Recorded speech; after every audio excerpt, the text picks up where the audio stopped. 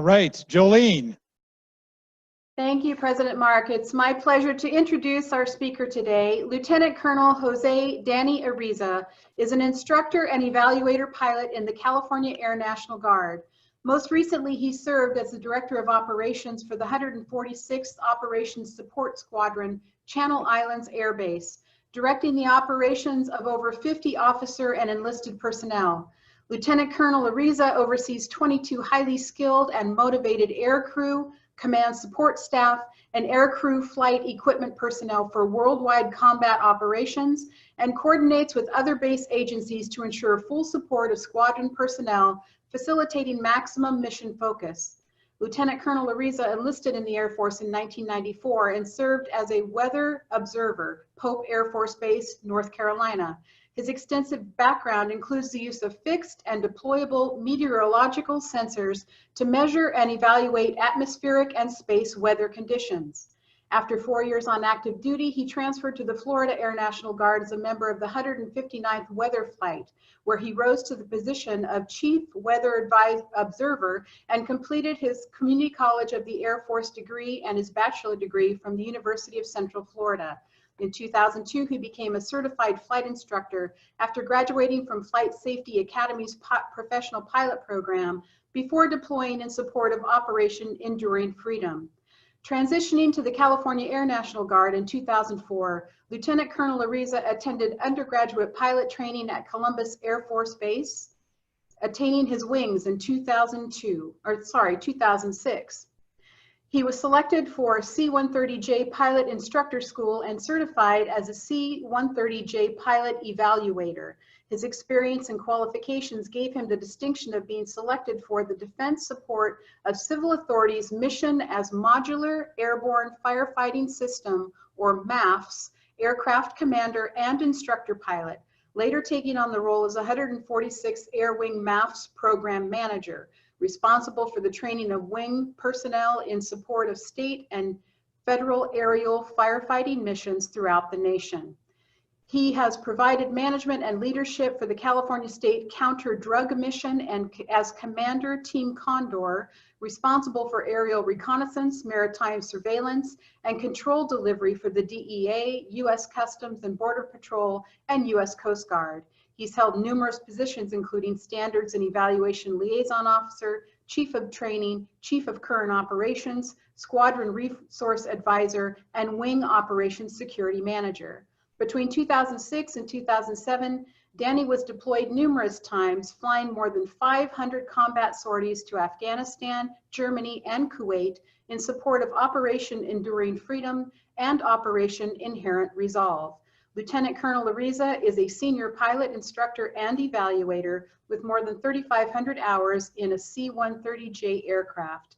In addition to his duties with California Air National Guard, he is a first officer with Southwest Airlines, and he lives in California, Camarillo, California, with his wife, Tess of Chico, his two sons, Julian and Travis, and his daughter, Jordan. Please welcome and join me in thanking for his service our nephew, Lieutenant Colonel Jose Danny Ariza. Thanks, Jolene.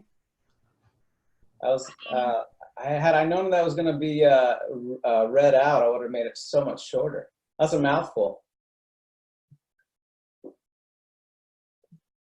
Well, hello everybody. Can everybody hear me? Mark, can you give me a thumbs up if this is going out all right? Yep, we're great. We can hear you. You're going to share your screen, right? Sure, yeah. While I'm doing this, I just want to say thanks to Mark and Jolene for letting me be a part of this. I couldn't believe that Mark would give me the opportunity to embarrass him. But you know what? I appreciate the vote of confidence there.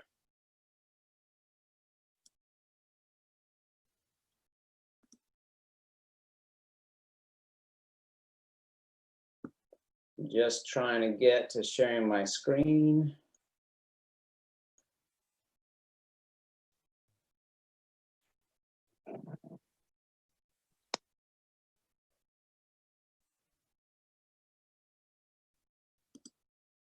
It's that damn Rob Redeman again. Redemann's Law here. Yeah, I don't see the option to do that any longer where it was before. So here we go.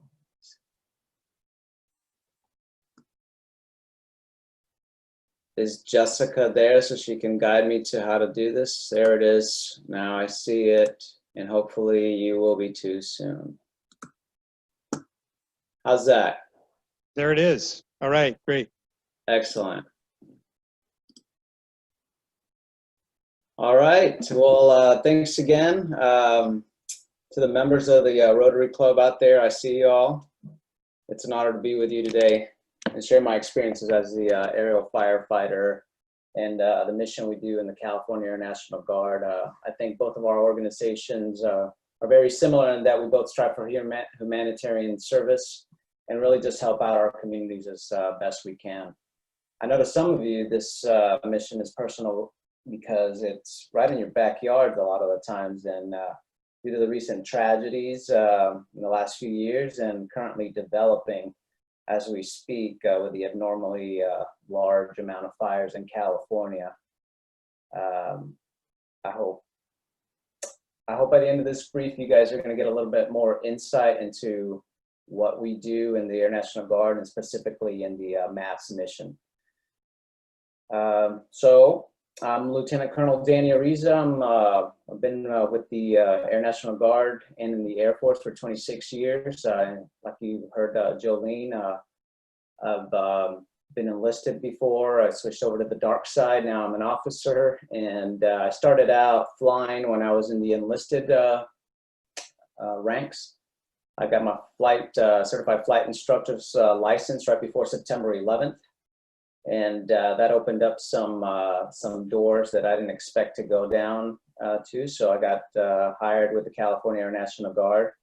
And I really wanted this job because it allows me to do this mission.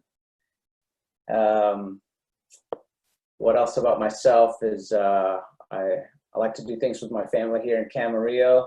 I definitely married up in a family with Tess.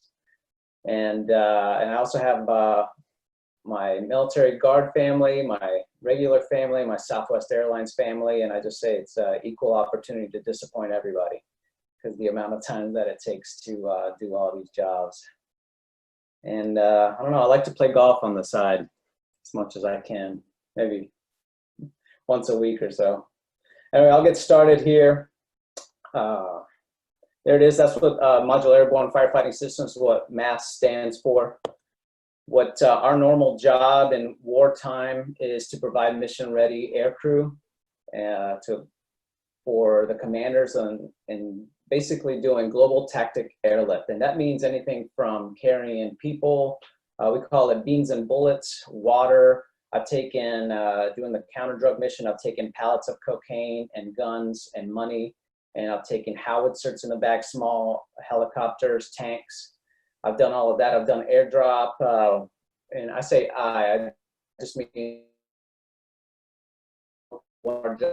anybody in my position has done the same pilot in the Air National Guard. We've done airdrop over Afghanistan, nighttime formation with night NVG goggles.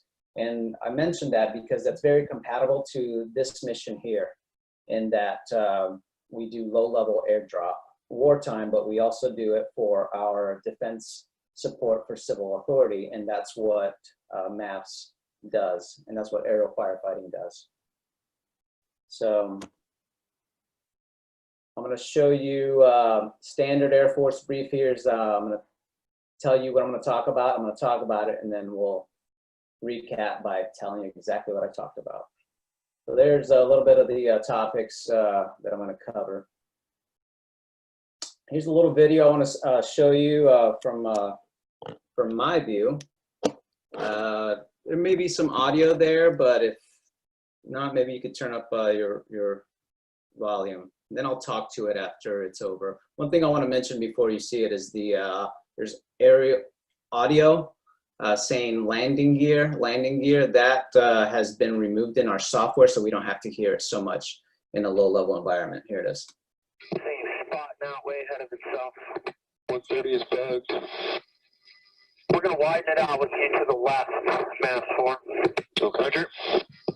But I can only have you for one drop. If I can get you for another, I'm going to take it. If not, then that's just the way it goes. I've got to return for, I'll tell you later. I'm going to want to get your flaps. Final going down to 3400. That's a 280 heady. Correct. 70. Landing gear. You're going to see the power lines out there, so just, you know, pop up a little bit. Landing Stay gear. here right, you go straight out, okay? Landing gear. Climb up as you get out of the FTA. Landing gear. Got it. Landing gear. Landing gear.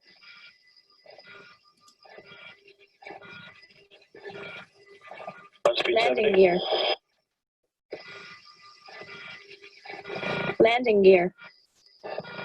Landing gear. Just start right Landing gear. here, okay? Landing gear. Ready. Ready. Altitude. Drop.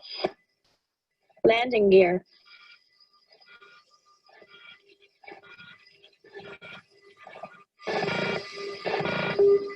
Look clear. Well done.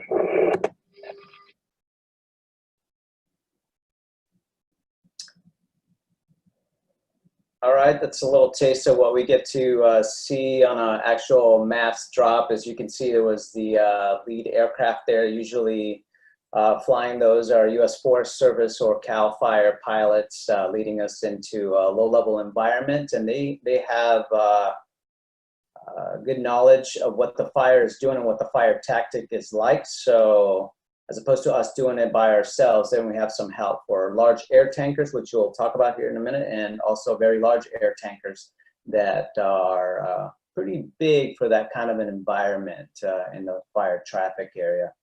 So here it is. What is MAPS? MAPS is, like we talked about, the firefighting system we use to slow down the fire. I say slow down because what we put in that tank is 3,000 gallons of fire retardant, and it's FOS check. That's just the brand, and what that is, that red stuff that comes out of the aircraft is basically becomes fertilizer, but what that does is starves the fire of the oxygen that it needs to thrive.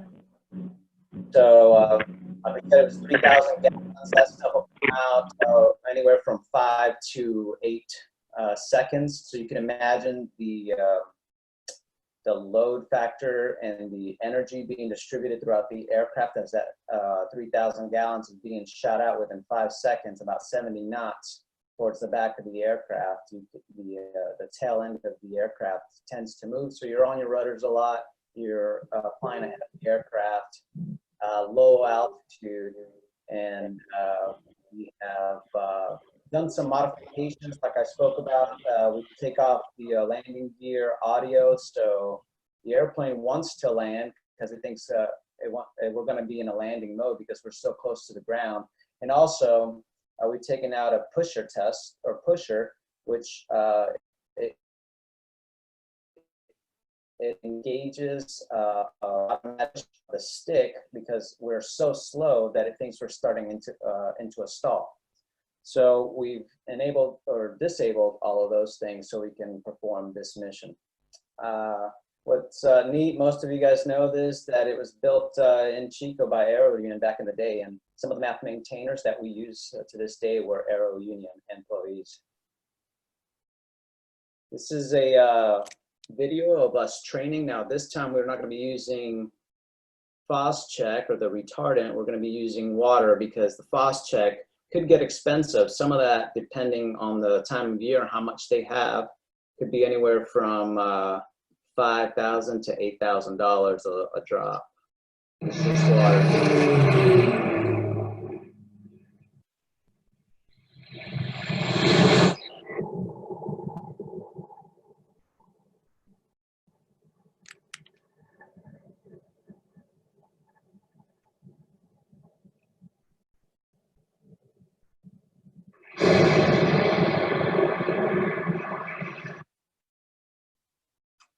So it's pretty obvious why we do maps.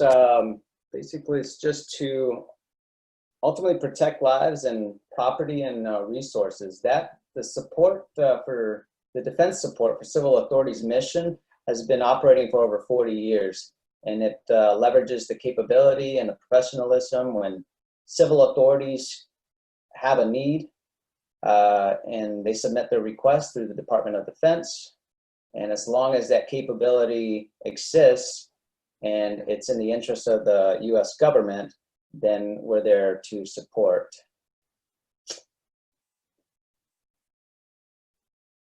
Who flies it is 4 units, only 4 units in the nation. There used to be Charlotte, North Carolina, but they got out of the business a few years ago, and we recently acquired Reno, Nevada.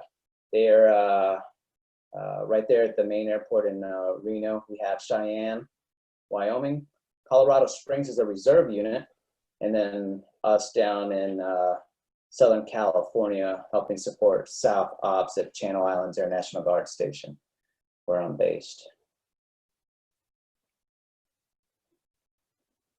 Now, MAFs, normally the annual wildland firefighting has somewhat of a predictable,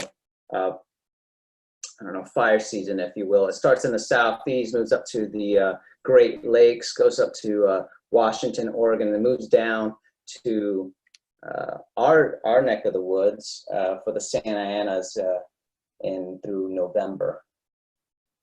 So there's a picture of that. What I wanted to highlight here is that those patterns are heavily dependent on numerous factors. One being lightning, which we're very close to right now, because that's what started the last fires. I'll show you a picture of the fires around us and in California, but nobody can predict that. It's not an exact science, but wanted to point that out. As well as this was the outlook for August, and obviously not taking into account those thunderstorms, it probably would have been pretty close to that. And as you can tell, through September, October is when we were we were seeing most of our activity. There's a view of that national outlook. A little regional outlook. Again, in October is when we were expecting most of the heavy fire. And this was most current fires as of a few days ago, but I also wanted to point this out. So I'm gonna get out of this and show you a quick picture of what it looks like right this second. This is from a CAL FIRE website, and this will bring it close to home. Before I'm done with the briefing here, I want to show you that on Sunday, and we have current airplanes now out of McClellan, just north of Sacramento, being deployed to some of these fires. But on Sunday, I dropped on this fire here, which is just south of Quincy. I'll show you a video of that before it's all over with. These are the lightning complexes, pretty large fire. Maybe my website, I don't know why I do this.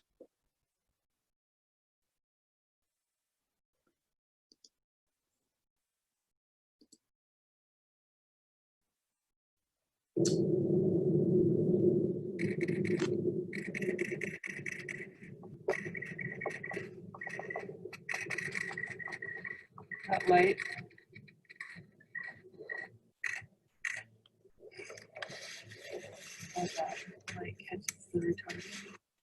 So there's a little more information about how MAPS is employed to any pilots out there. You can see that being that low to the ground and at that airspeed could bring some challenges, but it's the challenge we're faced with and able to make this drop happen and hopefully slow down the fire to where the guys on the ground, the Forest Service, CAL FIRE's personnel, those are the guys really putting out the fire. We're just hopefully keeping them safe and guiding the fire to a place where they can make contact with it and hopefully put it out.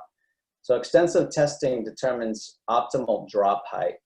And for this pressurized system, the momentum we're trying to reach with that retardant is 0. So as it comes out at 70 knots and it slows down, and it spreads, we want that retardant to hit the fuel at exactly 0 knots so that it spreads all over the fuel and evenly.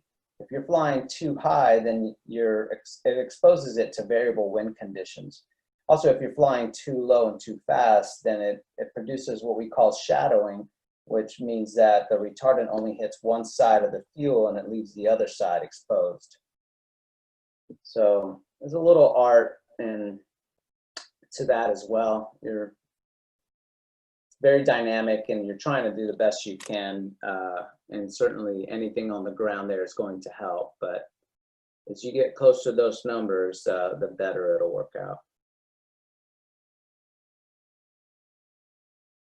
This is a view of us doing a grass fire. Pretty standard right there. Not too much fuels, not too much terrain changes.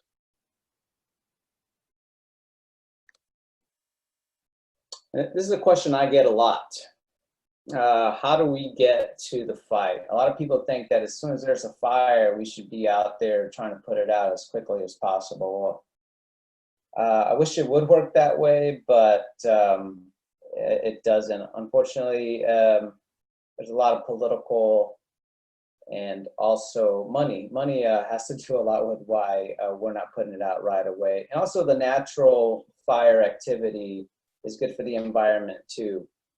It starts out with that request for assistance from the incident commander, and then it goes to the geographic coordination centers where they can grab other assets from different areas of the country to help support that fire.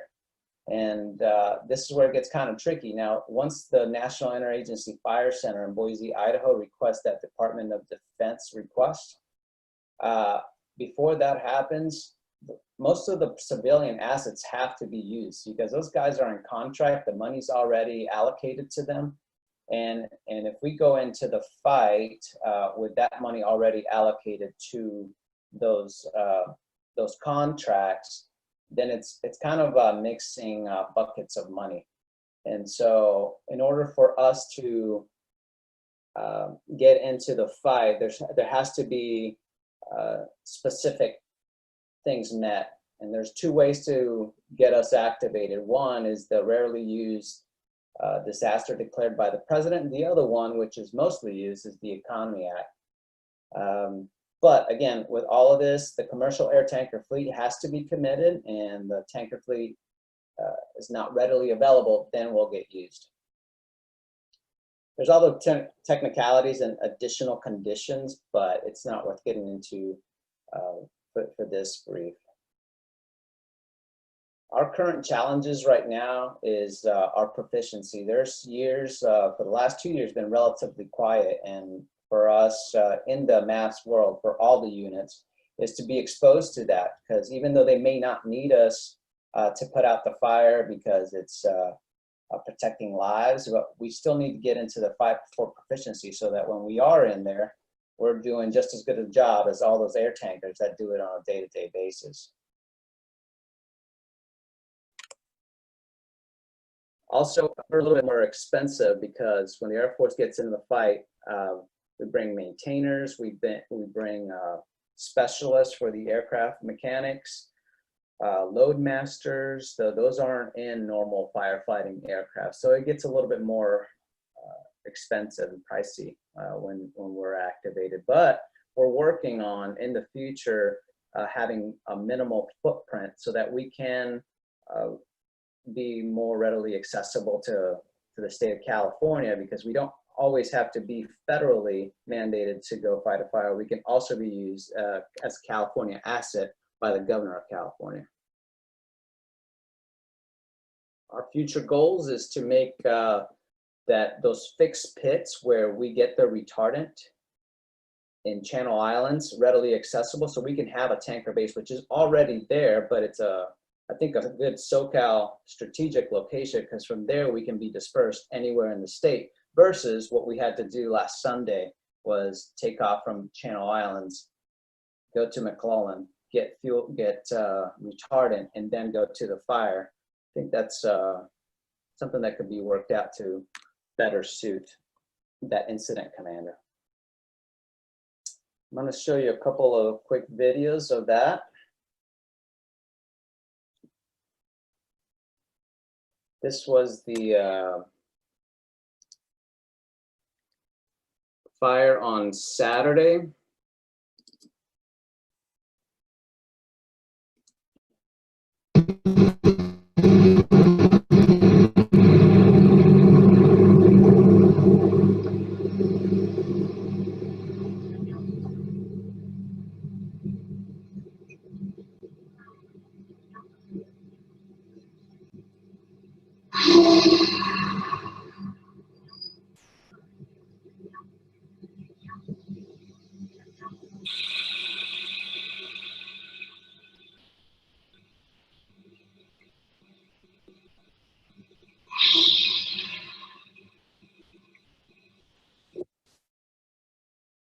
So you got to see the view from the cockpit, also the view from the nose of the aircraft. I like how the co-pilot there was really getting into the count there. Kind of made fun of him for that one. And then this is the flight in just south of Quincy. I'll mute this because I want to talk to it, and then I'll be done for the brief.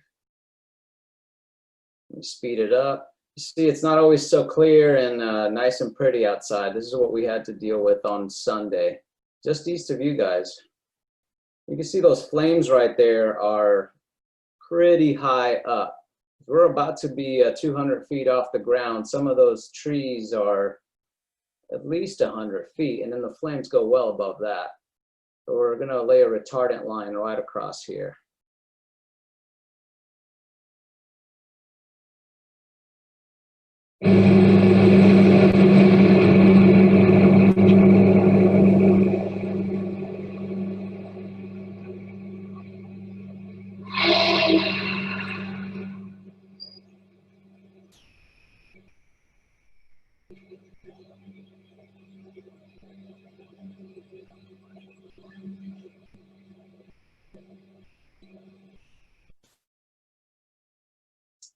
All right. So just to summarize what we went over. Yeah, let's start from here. We talked about what and how we do it, some of the challenges and the legalities of MAFs and the fire outlook. Hopefully it doesn't, hopefully it just stays the way it is. We put out the fires and we go on about our business, and maybe it affect September, October timeframe. But we'll see if Mother Nature cooperates. There's my contact info. Also, if you guys need to get a hold of me, Mark knows how to do that, Jolene knows how to do that, but you can always email me and talk to me. I'd heard, sorry, the lady with the son that was interested in flying. If you want to talk one-on-one on how to make that happen, I'll be happy to talk to you. And I'll open it up for questions or thoughts. I'll tell you what we're going to do, Danny. If folks have questions of Danny, send them an email. You just saw it on there, and we'll make that available to everybody as well. We're running it just a little bit late, not Danny's fault, but our fault here. Danny, you know, really appreciate your service. Every one of us do. You put yourself at risk. I mean, tremendous risk whenever you get in that airplane, and you're doing a great service for your country and have for a long time. We are, Chico Rotary is building a 5-acre park, neighborhood park here in Chico, and we are going to make a donation to that park in your name in appreciation of you being here for today. So Danny, thank you very much again, and good luck with your flying, and maybe I'll see you in Chico here soon. All right, thanks again. I appreciate the opportunity to help you talk about this, and thanks again for that donation. That's awesome. Pleasure. All right, bring your golf clubs. You got it. Okay. All right. Well, thank you, everybody. That's the meeting for today. And our thought for the rest of the week: it takes a village to raise a child. It takes a distillery to homeschool one. All right. Brent, take us out. See you next week.